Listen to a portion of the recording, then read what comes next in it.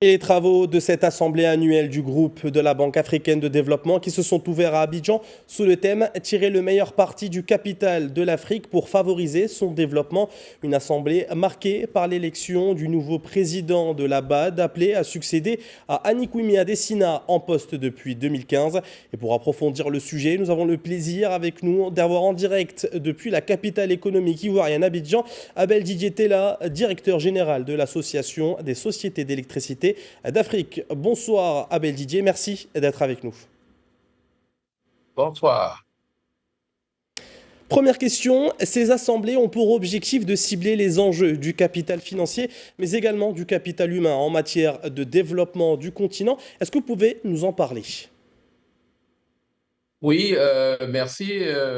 La BAD contribue énormément au développement économique africain et le thème choisi est bien placé parce que nous avons la chance d'avoir une population qui croît énormément. Nous attendons 2 milliards de personnes en 2040, dont la moitié en âge jeune et vivant dans les villes. Donc, le capital humain est important, mais ce capital humain sera plus bénéfique à l'Afrique si le développement suit et pour occuper cette population jeune. Parlons désormais D'un du autre rôle de la côté, BAD dans cet accompagnement. En matière d'électricité et oui, d'électrification, comment la Banque africaine de développement accompagne-t-elle la SEA dans justement ce que vous dirigez et quels sont vraiment les partenariats existants à ce niveau? l'ASEA est une organisation internationale qui regroupe toutes les sociétés d'électricité d'Afrique, créée en 1970, avec son siège à Abidjan, en Côte d'Ivoire. Et nous avons aussi le plaisir de compter parmi nos membres très actifs l'ONE du Maroc. Et donc, la BAD accompagne l'ASEA dans la mise en œuvre de ces projets d'envergure comme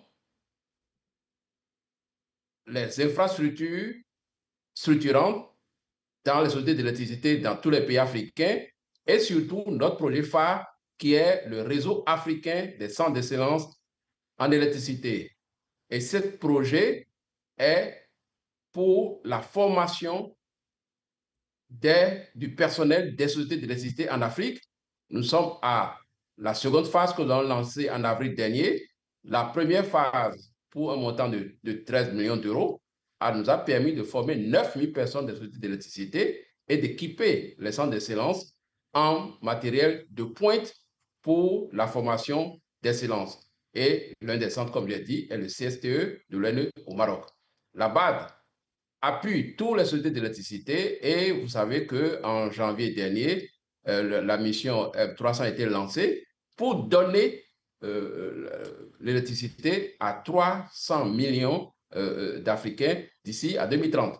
Et cette initiative lancée par la Banque mondiale, la Banque africaine de développement et le fonds Rockefeller permettra de briser cette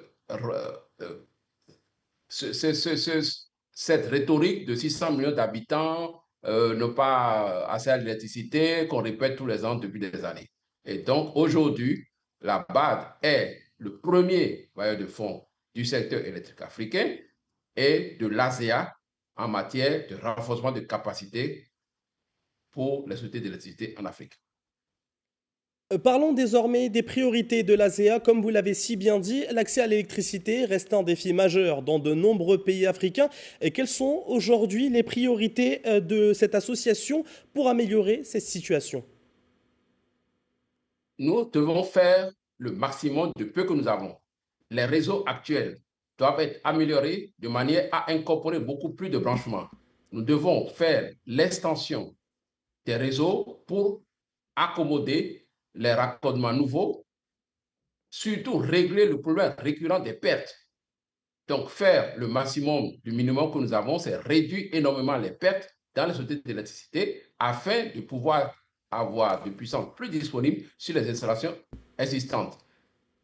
Les clients doivent être au centre des préoccupations des sociétés, donc nous devons introduire tout ce qui est réseau intelligent, technologie nouvelle pour améliorer la gestion clientèle et avoir des sociétés de pointe qui sont tournés vers la clientèle, puisque aujourd'hui, nous devrons amener au client ce dont il a besoin quand il a besoin, pas proposer ce que nous voulons au client.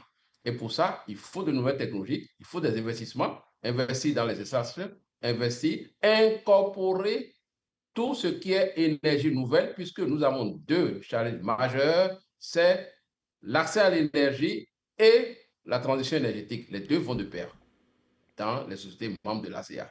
Et bien sûr, le Monsieur capital Abel, humain qui est la force. Monsieur Abel Dijetela, la transition est parfaite. On sait que depuis quelques années, beaucoup de pays africains tentent justement de passer des énergies fossiles aux énergies propres. Est-ce qu'aujourd'hui, l'Afrique peut-elle devenir un leader dans le développement d'un mix énergétique vert et quels en seraient les prérequis? L'Afrique est bénie avec des ressources abondantes, tant fossiles que renouvelables. Donc, l'hydraulique, le gaz naturel, la géothermie, et le soleil, bien sûr, l'éolien. On ne va pas oublier la côte méditerranéenne et la côte de l'océan Indien, où nous avons les plus grosses installations éoliennes.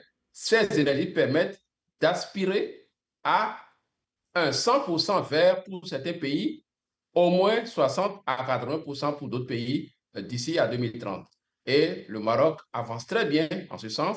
Et vous savez que dans le mix énergétique marocain, il y a déjà près de 48% d'énergie verte.